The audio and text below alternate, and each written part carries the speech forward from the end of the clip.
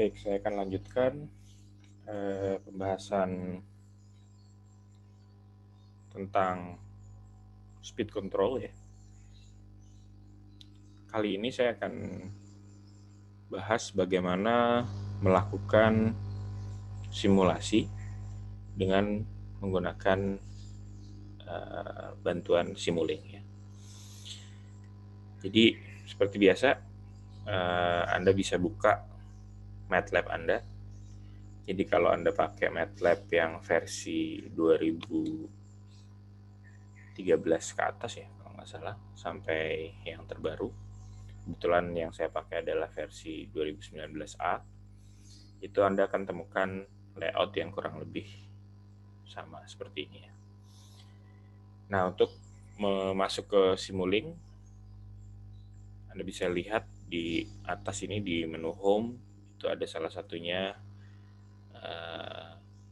menu Simulink ya. Ini hanya muncul kalau ketika instalasi Anda memasukkan Simulink juga ke dalam opsi software yang Anda install. Kita bisa klik Simulink di sini.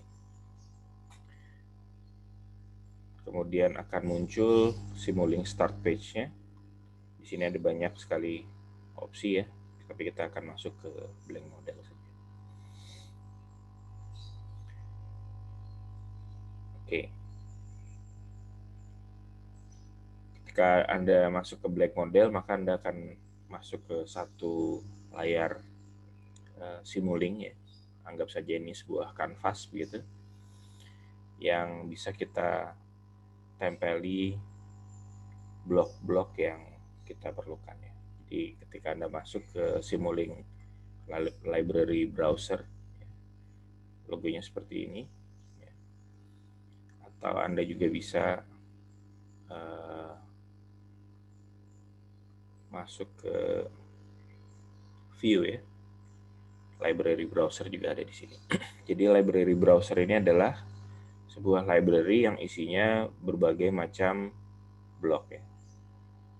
Jadi Simulink ini kenapa saya arahkan Anda untuk menggunakan Simulink, karena ini bentuknya mirip sekali dengan konsep diagram blok yang sudah kita pelajari di kuliah ya. Ada banyak sekali blok yang bisa digunakan, tapi ini jumlah blok ini sangat tergantung juga dengan opsi yang Anda install ya. Jadi kalau Anda install yang basic, Simulink saja yang akan muncul itu hanya yang atas ini Simulink. Tapi kalau Anda masukkan banyak blok yang lain, itu sangat mungkin instalasinya besar sekali, tapi Anda punya banyak opsi yang lain-lain. Tapi untuk kali ini kita cukup dengan menggunakan hanya Simulink block saja yang ada di atas ini. Oke, di kuliah kita sudah ketahui bahwa kita akan punya model ya.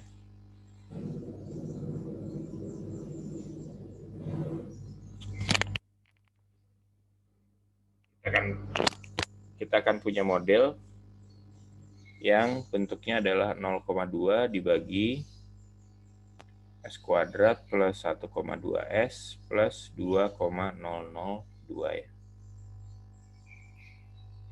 Ini adalah transfer function-nya, di mana inputnya adalah tegangan dan outputnya adalah kecepatan sudut.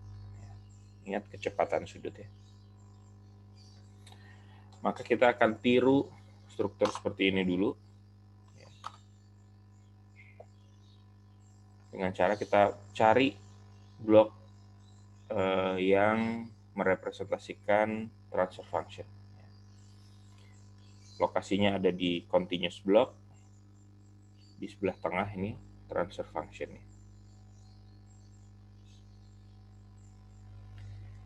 Nah, transfer function by default dia akan berikan 1 per S plus 1. Kalau kita double klik, dia ada bagian numerator yaitu bagian pembilang dan denominator. Yang diisi di sini hanya koefisiennya saja. Karena numeratornya koefisiennya adalah 0,2, maka kita pilih di sini 0,2. Di denominatornya koefisiennya ada 3 ya. bagian S kuadrat, bagian S, dan bagian yang tanpa S. Maka kita tulis di sini 3 koefisien. Yang bagian paling sebelah kiri itu adalah untuk yang pangkat S-nya paling tinggi. Pangkat S-nya paling tinggi di sini 1, maka di sini S kuadrat. Yang kedua adalah 1,2. Yang ketiga cukup spasi saja 2,002. Maka kalau kita oke, kita akan dapatkan bentuk transfer function yang persis dengan transfer function yang kita inginkan. Lalu di sini kita perlu beri input ya. Kita akan tes bagaimana open loop transfer function-nya. Kita akan beri input. Inputnya paling mudah adalah impulse ya. Impulse di sini di bagian sources. Ini semua hal yang bisa digunakan sebagai input. Kita pakai yang pulse generator, hanya saja kita perlu modifikasi sedikit di sini. Pulse generatornya itu amplitudenya 1, oke.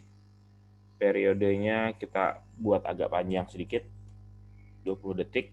Artinya 20 detik itu dalam 10 detik pertama dia 1,5 gelombang, kemudian 10 detik berikutnya dia setengah gelombang yang lain. Hanya saja lebar pulsanya kita buat kecil sekali, 0,1 gitu ya, supaya kita bisa dekati impulsnya dengan waktu aktivasi yang sekecil mungkin. Oke.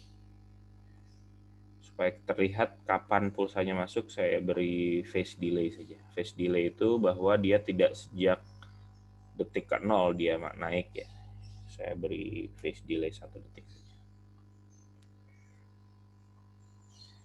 Maka ini saya sambung. Kemudian untuk melihat saya masuk ke sinks. Sinks ini adalah segala sesuatu yang bisa dipakai untuk melihat output, baik display atau yang lain. Karena bentuknya grafik, saya ambil saja scope. Oke. Kemudian saya bisa mulai simulasinya. Dan saya double klik di scope. Saya bisa lihat bahwa ini bentuk alamiahnya seperti ini ya. Seperti yang kita bahas sebelumnya bahwa dia adalah sistem yang underdamped. Underdamped dengan frekuensi terakhir itu 1,4 sekian radian per second. Nah, ini kecepatan sudut ya. Jadi ini kecepatan sudut. Bahwa kalau misalkan diberi input ya, kita bisa ambil. Caranya adalah kita cek scope yang di sebelah sini. Anda bisa ambil lagi dari sinks, atau kalau mau cepat, kalau Anda punya scope, Anda bisa klik kanan saja di sini. Sambil di drag, ya, nanti akan maknanya copy. Kalau di run lagi, kita bisa lihat ini data impulsnya ya. Jadi pada 1 detik dia akan muncul impuls ya, sebuah pulsa dengan lebar yang sangat kecil, denyut ya, denyut yang sangat kecil. Kemudian dia kembali 0. Maka ketika diberi denyut seperti ini, apa yang terjadi dengan motor listrik? Motor listrik akan berputar sesaat gitu ya. Sesaat kecepatannya naik, tapi kemudian dia kecepatannya turun lagi sampai dia berhenti.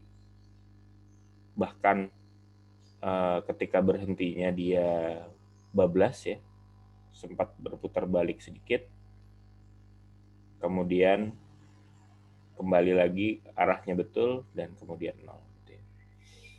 Jadi membacanya grafik harus agak perlu imajinasi ya.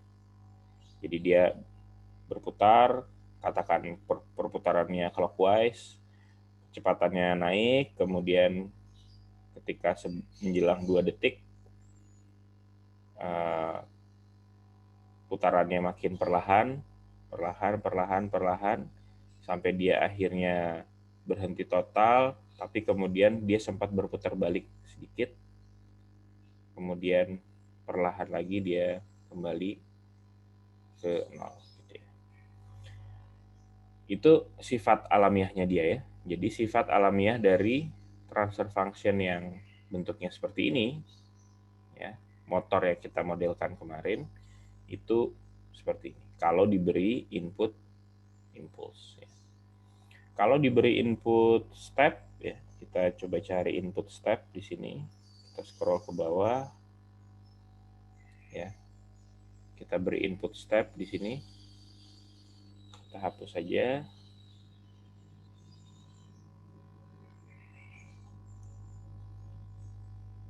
Kita pindahkan sebelah sini. Bentuknya seperti ini ya. Nah, input step-nya bentuknya seperti ini.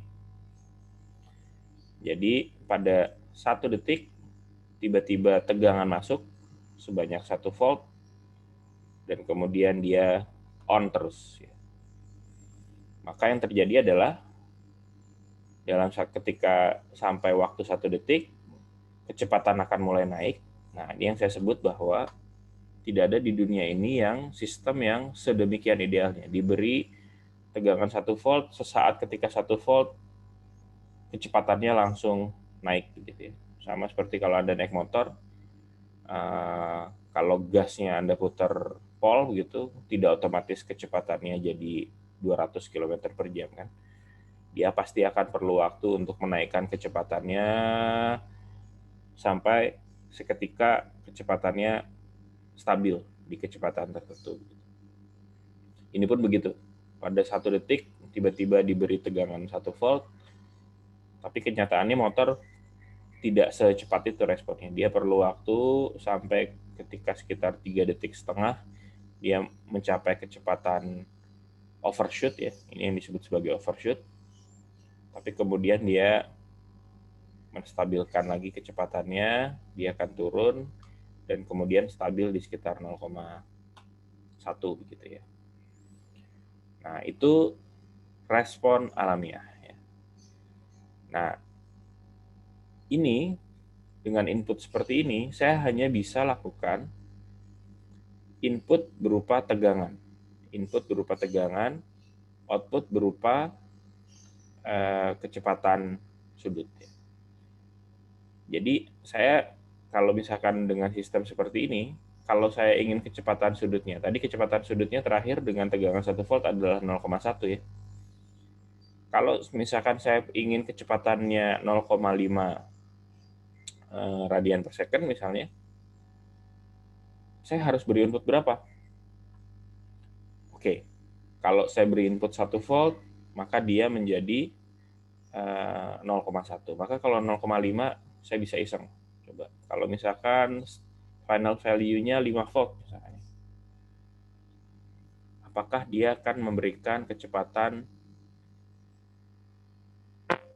0,5? Ya.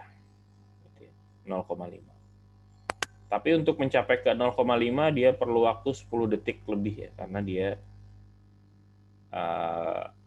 kurvanya seperti ini. Jadi respon alamiahnya tuh cukup lambat sebetulnya. Cukup lambat. Dia tidak bisa ketika saya beri tegangan 5 volt secepat mungkin dia mencapai kecepatan sudut 0,5 ya. Nah, bagaimana kalau saya ingin kecepatannya sesegera mungkin sampai ke 0,5 radian per second? Secara logika 0,5 volt bisa memberikan kecepatan stabil di 0,5. Tapi terlalu lama ini 10 detik. Saya ingin dia lebih cepat. Maka logikanya adalah ketika 1 detik saya beri tegangan yang lebih tinggi. Tegangan yang lebih tinggi yaitu misalkan 10 volt supaya dia lebih cepat lagi ya. Coba kita beri final value-nya adalah 10 ya.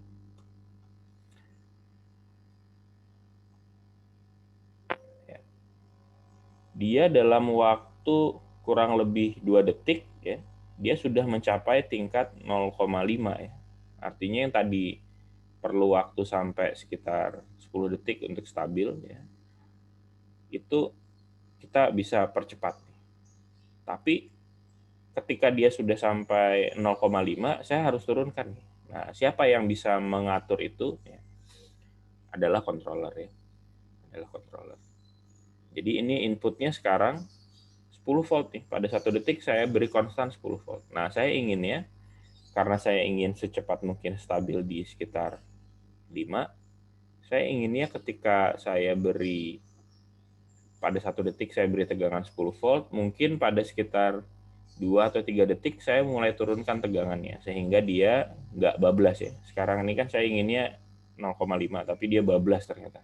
Dengan 1 volt dia bablas sampai 1,2 bahkan. Nah, saya ingin buat regulasi nih. Saya ingin buat kontrol, saya ingin buat pengaturan gitu ya. Supaya ketika kecepatan sudutnya 0,5 dia bisa atur sendiri kira-kira inputnya berapa. Oke. Sekarang saya akan buat ini menjadi closed loop ya. Yang ini disebut sebagai open loop. Ini disebut sebagai open loop. Saya akan buat ini menjadi closed loop. Strukturnya ketika saya ingin buat ini menjadi closed loop ya, maka saya harus buat umpan balik atau feedback yang nilainya negatif ya, umpan baliknya. Umpan balik ini memastikan apakah nilai theta dot itu sudah sama dengan theta dot yang diinginkan. Kita sudah bahas itu di pembahasan sebelumnya. Maka saya bisa buat sekarang, saya tambahkan sebuah input baru berupa sesuatu yang saya inginkan. Contoh yang saya inginkan itu adalah, ini adalah nilai kecepatan sudut yang saya inginkan. Katakan tadi kita ingin 0,5 ya. 0,5 gitu. Maka saya perlu tambahkan di sini operasi matematis yaitu penjumlahan dan pengurangan ya, menggunakan simbol seperti ini. Ini simbol aja ya. Nah, kita bisa pakai bentuk yang lain. Saya rubah yang satunya menjadi minus. Saya ingin sekarang kecepatan sudutnya adalah 0,5. Kenyataannya berapa sih yang tegangan yang harus saya berikan itu akan diregulasi oleh sebuah gain. Gain ini yang nanti akan menjadi controller yang kita pakai. Kita bisa coba gainnya. Ini saya hapus saja. Saya akan monitor berapa tegangannya. Saya akan coba dengan gain yang mudah saja, gain 1 ya. Jadi berapapun selisihnya yaitu yang dijadikan input. Misalkan saya ingin 0,5, kenyataannya masih berhenti 0. Maka 0,5 itu yang akan dimasukkan sebagai tegangan. Kita akan coba.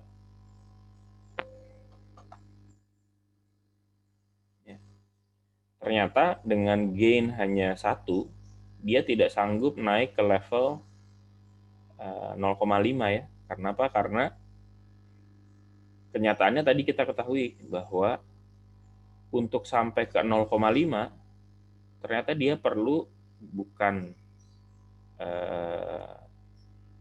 nilainya 0,5 volt ya, tapi bahkan tadi sampai 5 volt.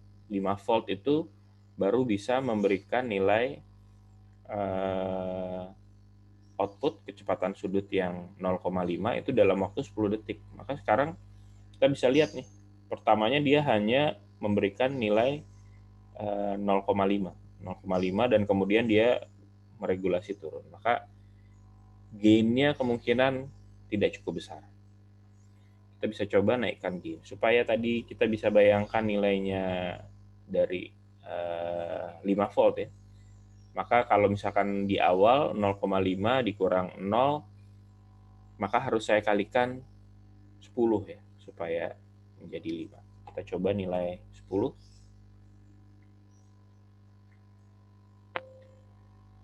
Ternyata dengan controller closed loop, saya beri gain 10, dia juga nggak nyampe 5 ya. Dia hanya bisa bertahan di sekitar 0,25. Dia nggak bisa sampai 0,5. Oke, kita coba. Ini kan sudah 0,25. Berarti kita coba seandainya kita naikkan 2 kalinya ya, 20. Apakah dia bisa mengejar di 0,5? Ternyata enggak ya. Ternyata enggak. Ternyata dia maksimal dia akan menstabilkan di sekitar 0,33 ya. 0,33. Enggak sampai bahkan 0,4 gitu ya. Padahal kita inginnya di sini nih. Kita bisa naikkan lagi nih. Kita naikkan lagi ini 30 misalnya. Dia naik tapi belum sampai juga. Kita naikkan lagi 50 misalnya.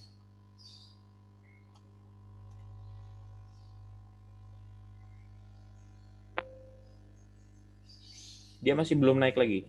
Saya coba naikkan lagi 100. Nanti kita bisa perhatikan apa yang berubah di situ. Dia masih belum naik. Nah, tapi ada sesuatu yang berubah ternyata dengan kenaikan gain ini, yaitu osilasinya semakin rapat ya. Osilasinya semakin rapat. Ini kelihatan patah-patah karena step time saja, tapi sebetulnya dia mulus ya. Jadi kelihatannya ketika saya ingin kecepatan sudutnya 0,5, berapapun gain yang saya berikan itu sulit sekali memastikan dia nyampe ke 0,5. Padahal tadi ketika open loop cukup mudah ya, berapapun yang kita beri. Nah, ini karena dia punya fungsi kontrol yang berusaha menjaga dia jangan sampai stabilnya bablas ya. Kita bisa evaluasi di sini juga. Ternyata tegangan yang diberikan ketika pertama dia tahu errornya itu 0,5, dia langsung boost ke tegangan 50 volt, tapi kemudian dengan cepat dia koreksi. Nah, frekuensi input di sini ternyata sama ya dengan frekuensi outputnya. Nah, jadi kita bisa lihat bahwa sebetulnya transfer function dengan kontrol ini, karakter asli itu tidak berubah. Yang kita rubah itu adalah karakter inputnya. Karakter inputnya yang kita rubah ya. Karakter inputnya yang kita rubah. Yang membuat karakter outputnya juga berubah. Nah, jadi dengan penambahan gain konstanta seperti ini, yang ini kita kenal sebagai proportional control, itu meningkatkan osilasi ya. Dia gainnya menaikkan amplitudo ya, amplitudenya naik.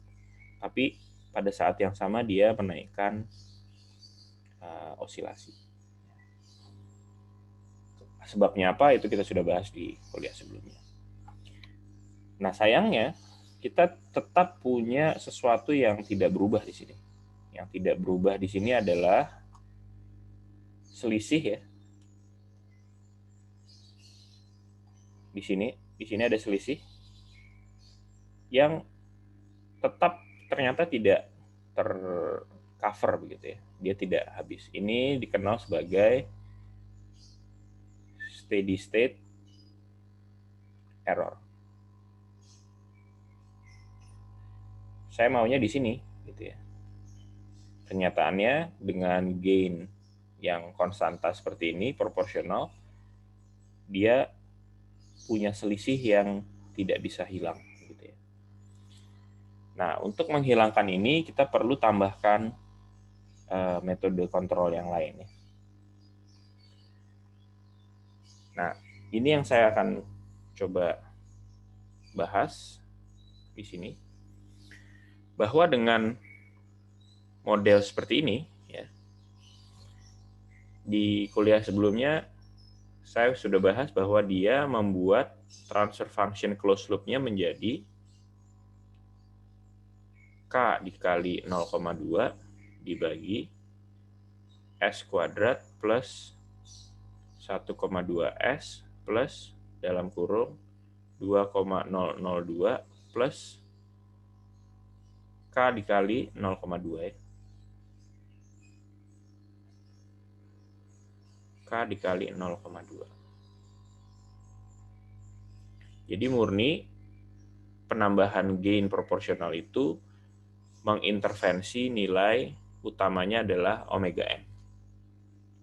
Karena yang bagian sebelah sini kan ini adalah omega n kuadrat ya.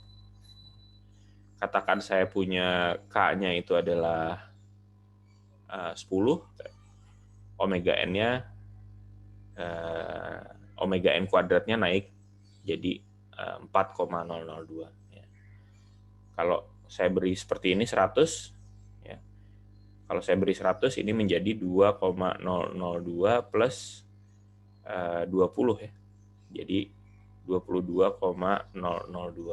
Maka omega n-nya adalah akar 22,002. Ya, Anda bisa hitung. Ini kenaikan dari omega n. Itu sebabnya dia kurvanya jadi semakin kelihatan rapat ya. Saya ulang, kalau misalkan gain-nya ini 0 gitu ya. Ya 0, kalau 0 dia tidak bisa karena ini perlu open loop. Katakan gain-nya 1 begitu.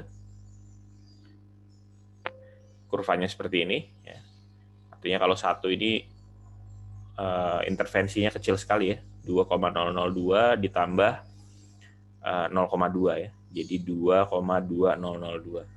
Itu hampir sama omega n-nya dibanding sebelumnya. Kalau saya naikkan jadi 100,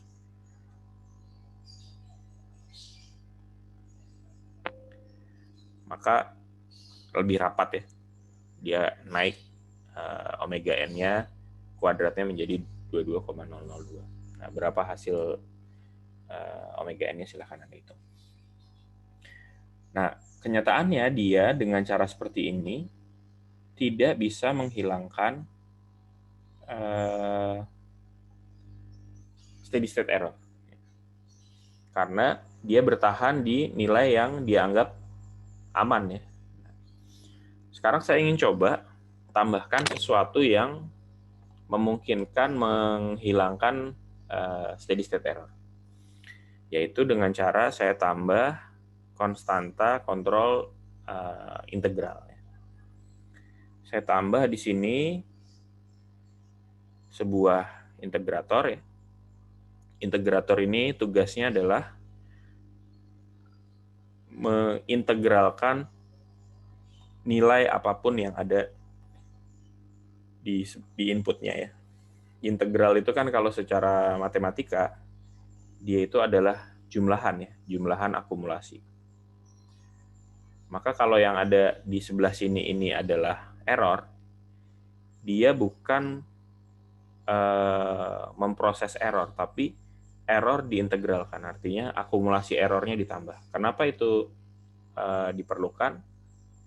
Karena dengan akumulasi error, yang tadinya di sini tidak bisa, steady state errornya tidak bisa dihilangkan, dia akan tahu kalau setiap waktu ternyata ada error yang tetap ada di sini.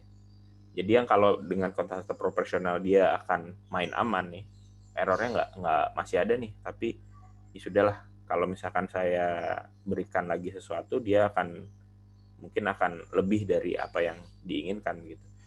Tapi dengan integral dia hanya akan memproses akumulasi. Awalnya mungkin tidak kecil ya, tapi ketika diakumulasi terus, maka dia akan jadi besar. Nah, ketika dia membesar itu dia akan proses sampai dia mengecil dan kemudian stabil di 0. Nah, konstanta integral ini berguna untuk mengeliminir steady state error. Maka saya akan coba di sini, saya tambahkan konstanta integral. Di belakangnya saya harus tambahkan penjumlahan juga. Saya masuk ke math operation, konstanta penjumlahan di sini, yaitu penjumlahan konstanta proporsional dengan integral. Saya akan rubah ini menjadi posisinya di depan. Saya akan coba dengan konstanta integral yang agak kecil dulu aja, 10 gitu ya.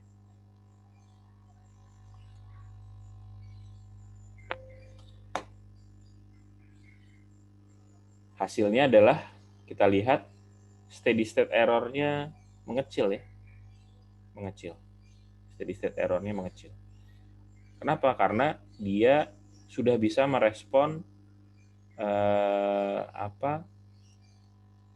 akumulasi error. Nah, ini kalau saya perpanjang simulasinya, saya hanya simulasikan 10 detik. Katakan saya simulasikan 20 detik. Kita bisa lihat bahwa pada akhirnya dia akan semakin berusaha merapatkan ke arah nilai yang diinginkan ya. Tapi ini tentu saja terlalu lama ya. Saya inginnya dia secepat mungkin di sini. Nah, kalau ini masih terlalu lama, maka kita mungkin perlu naikkan nilainya 20 begitu. Nah, dia semakin cepat. Mungkin saya perlu tambahkan menjadi 30. Nah, ini sudah lebih baik ya. Tapi ternyata konstanta integral itu tidak mempengaruhi omega n ya. Tidak mempengaruhi frekuensi nih. Berapapun nilai yang saya berikan di sini, frekuensi natural dari sistem yang closed loop ya, tidak berubah ternyata. Jadi dia tidak menghilangkan osilasi nih. Osilasinya dia tetap ada. Padahal osilasi ini kan tidak diinginkan. Saya inginnya dia segera sampai ke 0,5 tanpa osilasi. Apalagi osilasinya dengan nilai yang bablas seperti ini. Saya tidak ingin tentu saja kalau saya set ke 0,5 motornya cepat lambat gitu ya, sampai kemudian dia sampai di kecepatan 0,5. Saya inginnya dia segera sampai ke 0,5 tanpa dia harus naik turun dulu kecepatannya. Nah, itu adalah tugas dari konstanta kontrol yang baru ya, yaitu derivatif. Kita bisa tambah konstanta derivatif di sini. Derivatif ini karena dia merespon kebalikan dari integral ya, derivatif ini dia tidak peduli dengan akumulasi, dia hanya peduli tentang slope dari error pada saat yang tertentu. Slope dari error pada saat yang tertentu. Misalkan seperti contohnya ini, dia slope-nya besar gitu ya. Maka dia akan lawan dengan konstanta yang besar juga. Maka dia sangat berguna untuk menghilangkan overshoot karena dia sangat tidak suka dengan slope yang besar. Ini saya tambahkan satu penjumlahan lagi. Kita coba dengan angka yang kecil dulu. Katakan 10 gitu ya. Dan kita bisa lihat hasilnya. Dia sangat tidak suka dengan slope yang besar. Akibatnya kalau dia punya sistem yang berosilasi, dia akan efektif untuk meredam osilasinya. Saya akan kurangi simulasinya sampai 10 detik supaya gambarnya lebih besar. Ini hasilnya. Kalau kita masih ingin kita anggap osilasinya terlalu besar, masih ada osilasinya yang dianggap terlalu besar, overshoot-nya, kita bisa naikkan lagi.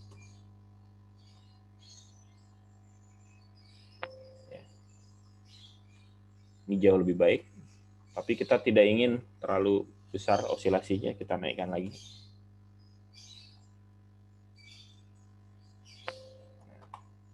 Seperti ini ya. Jadi ini perbedaan bagaimana karakter dari sebuah sistem ketika kita intervensi dengan kontrol. Tidak hanya kontrol berupa gain ya, tapi kontrol yang berupa integral dan derivatif. Secara matematis ya, kita bisa buat analisisnya bahwa ketika sistem seperti ini diberikan input ya, diberikan pasangan berupa controller ya, ini saya sebut saja controller.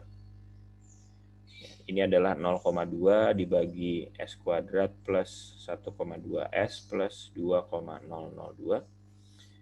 Yang ada di sini adalah, pertama adalah G, ya, saya sebut saja ini KP, plus yang ini adalah integral ya, KI dibagi S, ya, karena Laplace dari integral adalah 1/S, ditambah KD dikali S ya. Kalau ini adalah integral, yang ini adalah derivatif. Sehingga closed loop transfer function-nya yang baru itu adalah 0,2 dikali KP ditambah KI dibagi S ditambah KDS ya, dibagi S kuadrat plus 1,2 S plus 2,002 plus yang ada di atas ini 0,2 KP, saya geser sedikit, ditambah KI dibagi S ditambah KDS.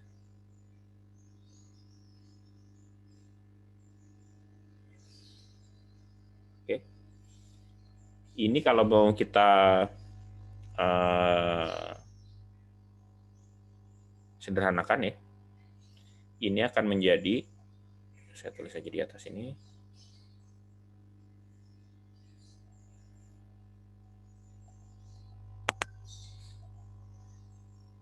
ini akan menjadi 0,2 KDS kuadrat ditambah 0,2 KPS ditambah 0,2 KI dibagi S pangkat 3 ditambah 1,2 plus 0,2 KDS kuadrat ya, ditambah 1,2 S ditambah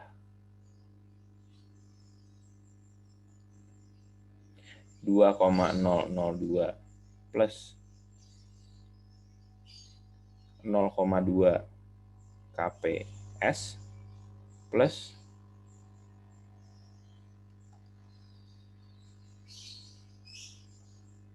yang sebelah sini adalah 0,2 KI. Nah, ini closed loop transfer function-nya sekarang menjadi sebuah persamaan orde 3 ya, karena S pangkat 3 di sini. Nah, bagaimana respon dari sistem orde 3 di situ Anda bisa cek lagi di pelajaran-pelajaran sebelumnya. Intinya, dengan penambahan KI dan sini KI ya, KI dan KD, kita punya ruang untuk memodifikasi karakter sistem jauh lebih banyak. Karena kita punya ruang untuk di bagian S kuadrat, ruang untuk bagian konstanta S, dan yang orde ke 0 gitu ya. Oleh karena itu kita punya ruang untuk memodifikasi sistem jauh lebih besar. Gitu. Nah, Anda bisa bayangkan tadi sistem yang lambat ya, untuk bisa mencapai ke 0,5 cukup lambat, kita bisa percepat untuk merespon perubahan input. Kita bisa juga coba misalkan kalau inputnya, ini kan inputnya konstan ya, sejak awal saya ingin kecepatannya 0,5. Bagaimana kalau misalkan inputnya berubah-berubah, keinginan kita tuh berubah-berubah. Misalkan sekali waktu kita ingin dia hidup dengan kecepatan tertentu misalnya.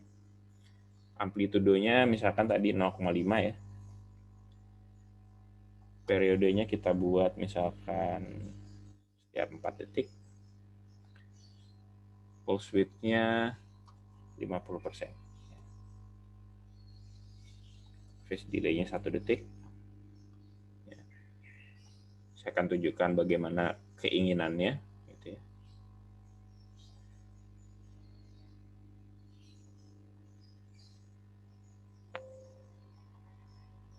Maka ini respon dari sistem. Ya.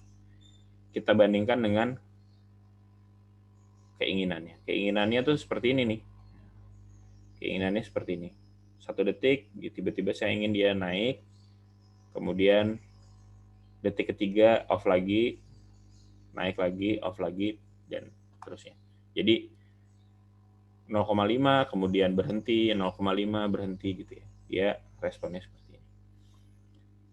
Untuk bisa membandingkan keduanya langsung di Simulink juga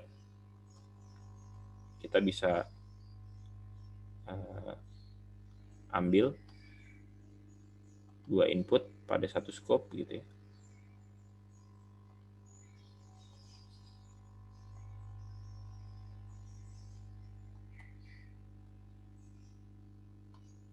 Nah, ini keinginannya, ini kenyataannya. Wah, ini masih kurang bagus. Ya, kita tinggal atur lagi nih. Nah, kita tinggal atur lagi bagaimana kita mengatur inputnya. Misalkan gain-nya kita tambah supaya lebih cepat gitu ya. Nah, dia kurvanya, slope-nya jauh lebih curam gitu. Tapi saya tidak ingin ada overshoot-nya. Saya naikkan sebelah sini.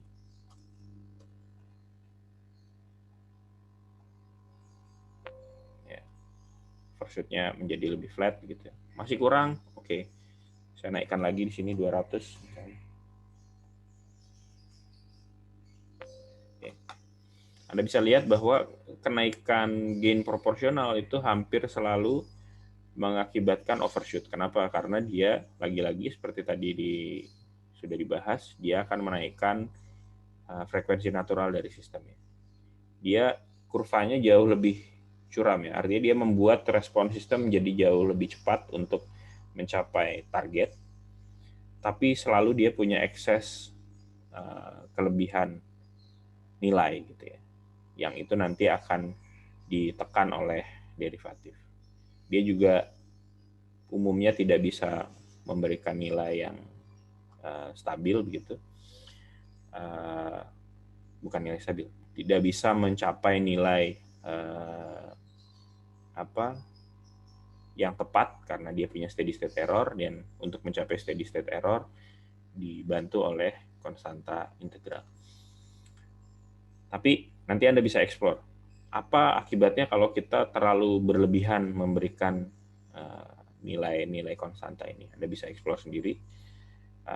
Hintnya saya bisa berikan, kalau misalkan konstanta integral nilainya terlalu besar, itu biasanya sistem menjadi lambat ya, lambat untuk bisa mencapai nilai. Artinya dia berkebalikan efeknya dengan konstanta proporsional. Konstanta proporsional sangat besar, sistem sangat cepat, tapi dia umumnya careless ya, artinya bablas. Integral terlalu besar itu sistem menjadi terlalu hati-hati. Jadi terlalu hati-hati. Artinya untuk mencapai seperti ini mungkin dia karena sangat hati-hati responnya menjadi lambat ya, karena dia tidak ingin akumulasi errornya berlebihan.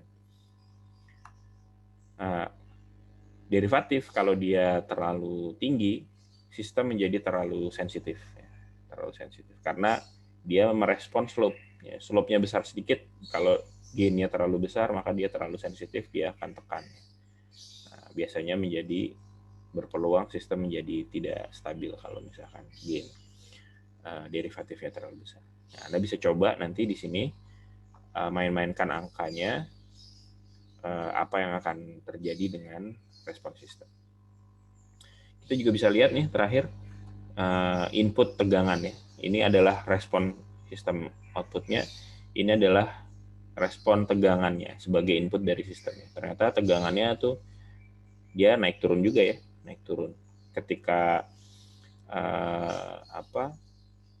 tegangannya, kecepatannya ingin positif, maka dia tegangannya naik. Bahkan dia kalau dikontrol ini ya, dia sempat memberikan tegangan negatif. Kenapa? Karena dia ingin berputar balik nih. Dia ingin berputar balik secepat mungkin. Jadi tidak hanya sekedar mematikan tegangan, tapi tegangannya dibuat negatif supaya dia cepat berhenti gitu. Saking dia inginnya cepat berhenti, dia berikan tegangan negatif gitu. Nah, itu kira-kira respon. Nah, ini salah satu yang nanti perlu jadi pembahasan lain ya, di pembahasan tentang aktuator, bahwa aktuator sendiri ternyata tidak bisa semaunya. Jadi pemilihan gain controller itu harus mempertimbangkan kemampuan aktuator. Dalam hal ini aktuatornya kita tidak ada modelnya ya, kita anggap berapapun yang diinginkan controller bisa dipenuhi oleh aktuator. Contohnya seperti ini. Kita ingin tegangannya 200, tegangannya minus 200, tegangannya bahkan sampai 300 volt gitu ya.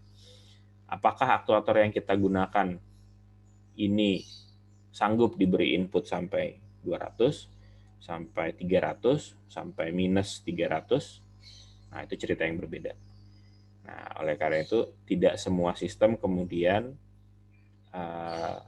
sanggup mengikuti maunya controller kalau memang punya keterbatasan di aktuator. Misalkan Anda punya sebuah sistem boiler misalnya, boiler itu kan memanaskan air, mengubah air menjadi uap. Kita ingin secepat mungkin temperatur boiler itu naik, tapi ternyata pemanas kita powernya terbatas, ya tidak bisa. Kita ingin kontrolernya memberikan perintah, ayo beri power sampai 10.000 watt gitu, sementara heater kita tuh hanya 100 watt ya. Jadi ya ada batasan-batasan tertentu yang controller tidak bisa perintah. Jadi ini filosofis juga ya. Misalkan Anda sebagai pemimpin misalkan punya anak buah gitu ya. Pemimpinnya canggih sekali cara berpikirnya, tapi ternyata anak buahnya tidak sanggup mengimplementasikan gitu. Ya sistem juga akan bekerja paling cepat secepat apa yang mampu dieksekusi oleh bawahan gitu ya. Jadi ini dari tinjauan seperti ini kita bisa berpikir tentang banyak hal ya. Jadi controller itu adalah think tank yang memberikan rekomendasi perintah gitu. Tapi di sebelah sini nih nanti akan ada satu blok yang tugasnya adalah mengeksekusi perintah, yaitu aktuator. Kalau dalam hal ini adalah aktuator ya, tapi aktuatornya di sini adalah plan gitu ya. Di sini ada plan atau sistem yang akan dikendalikan. Kebetulan kita ingin mengendalikan kecepatan. Maka yang mengaktuasi motor untuk menghasilkan kecepatan kan adalah tegangan. Artinya di sini ada sebuah power supply nih. Kita ingin power supply-nya mensuplai tegangan sampai 200 atau bahkan 400 volt gitu. Sementara power supply kita tidak sanggup untuk memberikan supply sebesar ini, ya mentok aja. Atau ternyata sistemnya juga tidak kuat diberikan input sampai sebesar ini. Anda punya punya sistem vibrasi gitu ya, supaya cepat stabil nih harus diberikan gaya 10.000 Newton gitu, tapi ternyata strukturnya tidak kuat gitu ya. Jadi ini hanya sebagian dari hal-hal yang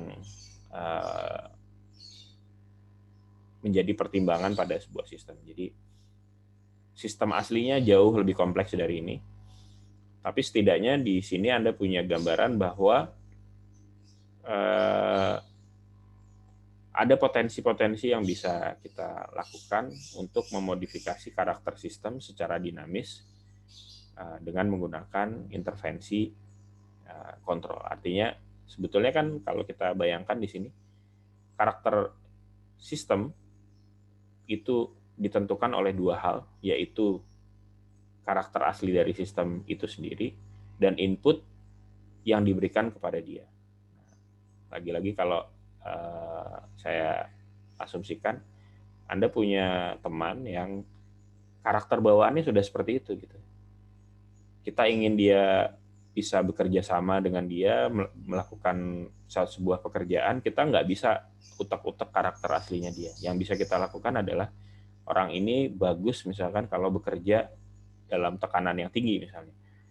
Maka kita manipulasi tuh input yang kita berikan kepada dia. Kita beri dia tekanan yang tinggi terus, maka dia akan menghasilkan pekerjaan yang baik. Atau mungkin sebaliknya, nih ada orang yang nggak bisa nih kalau diburu-buru. Kalau diburu-buru dia kerjanya jelek. Dia harus bekerja dengan kondisi yang nyaman, baru dia bisa menghasilkan output yang sungguhnya. Makanya kita manipulasi inputnya. Nah, jadi pada prinsipnya apa yang kita lakukan pada sebuah motor ini untuk membuat kecepatannya bisa dicapai ya, yang kita inginkan bisa dicapai dengan cepat adalah memanipulasi inputnya. Kita tidak mengganggu sama sekali karakter sistemnya. Kita nggak ganti armaturnya, kita nggak ganti kumparannya, kita tidak ganti shaftnya. Yang kita ganti adalah bagaimana input yang kita berikan kepada sistem. Karena itu satu-satunya yang bisa kita intervensi dari sistem. Gitu ya. Kira-kira itu untuk pembahasan tentang sistem kontrol sampai PID dan sampai demonstrasinya dengan menggunakan Simulink. Berikutnya nanti yang saya akan bahas adalah bagaimana kita bisa memprediksi apakah sistem setelah dikontrol itu akan tetap stabil atau tidak. Atau misalkan sistem yang awalnya tidak stabil, ketika kita manipulasi inputnya sedemikian dengan menggunakan controller, bisa berubah menjadi sistem yang stabil. Jadi sebuah sistem yang awalnya tidak stabil, bisa kita jadikan dia stabil dengan menggunakan controller. Nah, bagaimana menganalisisnya, berapa gain yang diperlukan untuk kita pilih supaya dia menjadi sistem yang stabil, akan saya bahas di pembahasan berikutnya. Untuk sementara saya akhiri. Assalamualaikum warahmatullahi wabarakatuh.